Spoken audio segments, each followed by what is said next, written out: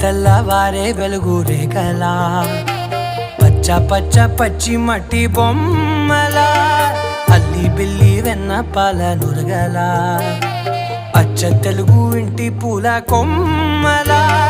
దేవదేవుడే పంపగా ఇలా దేవతే మా ఇంట అడుగే పెట్టెనంట బ్రహ్మ కళ్ళలో కాంతులే మా అమ్మలా మా కోసం మళ్ళీ లాలి పాడేనంట.